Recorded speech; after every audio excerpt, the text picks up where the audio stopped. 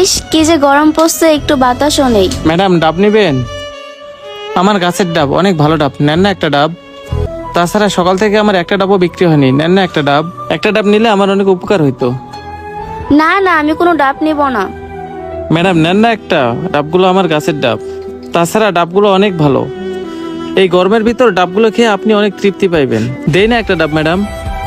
এই ফকিরের বাচ্চা, আমি একবার বলছি না আমি ডাব নিব না, তাহলে এত কথা কেন বলতেছিস? তোকে ভালোভাবে বলতেছি, তুই আমার চোখের সামনে থেকে চলে যা। রিয়াজ, তুই এইখানে? রিয়াজ, আমি তো কিছুই বুঝতে পারতেছি না, তোর এই অবস্থা কেন? ভাই আমার কথা বাদ দেন, আপনি ইন্ডিয়া থেকে কবে আসলেন?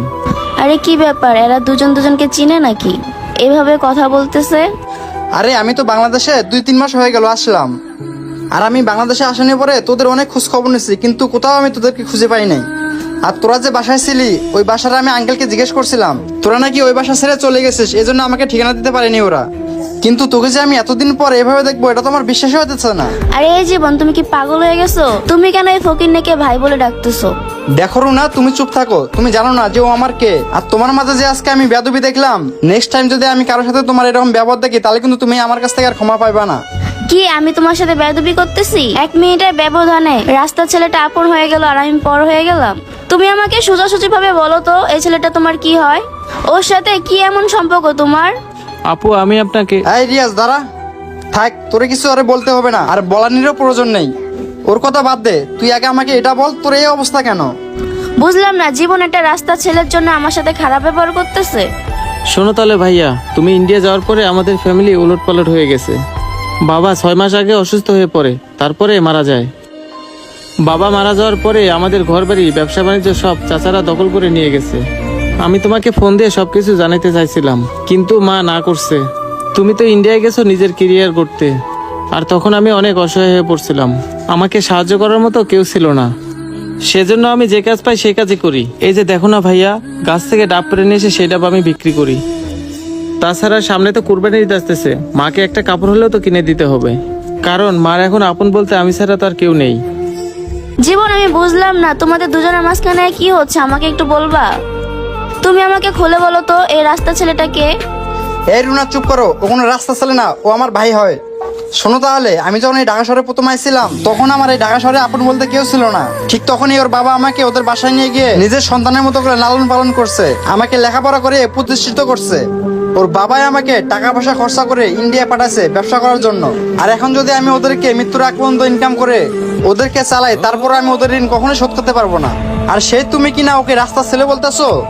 জীবন, এসব কথা তুমি আগে কেন আমাকে বলো নাই? হ্যাঁ, তোমাকে আমি জানাতে ভুলে গেছিলাম। তবে আমি ইন্ডিয়া থেকে আসার পরে ওদেরকে আমি অনেক জায়গায় খুঁজেছি, কিন্তু কোথাও খুঁজে পাইনি। ঢাকা শহরে খোঁজানোর পরে ওদের আমি গ্রামে গেছিলাম, গ্রামে গিয়ে ও চাচাদেরকে জিজ্ঞেস করছি। আর তুমি তো একটু আগে শুনলা যে ওর চাচাদের সাথে ওদের পারিবারিক সমস্যা চলছে, তার জন্য মনে হয় ওর চাচা চাচিরা আমাকে ওর ঠিকানা দেয়নি। আর আল্লাহর কি নিয়তি দেখো, আজকে যখন আমি ওকে এই জায়গায় পেলাম, তখন তুমি ওর সাথে কি খারাপ ব্যবহারটা না করতেছিলা। আর আজকে আমি ওরা এই অবস্থা দেখে কি ওকে ছেড়ে চলে যাবো? সেটা কখনোই না।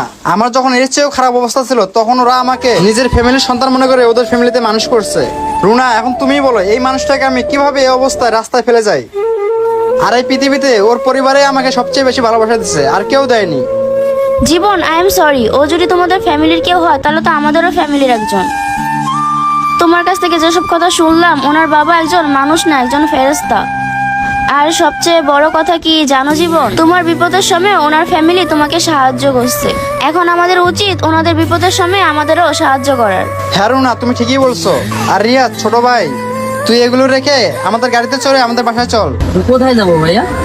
কোথায় যাবি মানে, তুই এই গাড়িতে চড়ে আমাদের বাসায় যাবি। তোকে আমি এই অবস্থায় রাস্তাঘাটে দেখতে পারবো না, কারণ তুই এখন আমার একমাত্র ছোট ভাই। তুই যদি এখন এই অবস্থা থাকিস, তাহলে আমার অনেক কষ্ট লাগবে, আর তুই আমার লগে থাকলে আমার অনেক শান্তি লাগবে। না ভাইয়া থাক, তুমি বলছো তাতেই আমি অনেক খুশি। ভাইয়া তুমি এখন না করো না, চলো আমাদের সাথে বাসায়।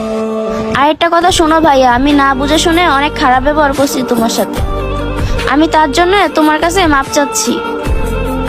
আরে কি বলতেছেন ভাবি, আর আপনি আমার মায়ের সমতুল্য। মায়েরা কি সন্তানের কাছে ক্ষমা চায়? আপনার আমার কাছে ক্ষমা চাইতে হবে না। আচ্ছা ঠিক আছে ভাইয়া, তাহলে তুমি আমাদের সাথে বাসায় চলো। চল ভাই। আসসালামু আলাইকুম বন্ধুরা, আমাদের ভিডিও ভালো লাগলে অবশ্যই লাইক কমেন্ট শেয়ার করে সবাইকে দেখার সুযোগ করে দেবেন। ধন্যবাদ সবাইকে।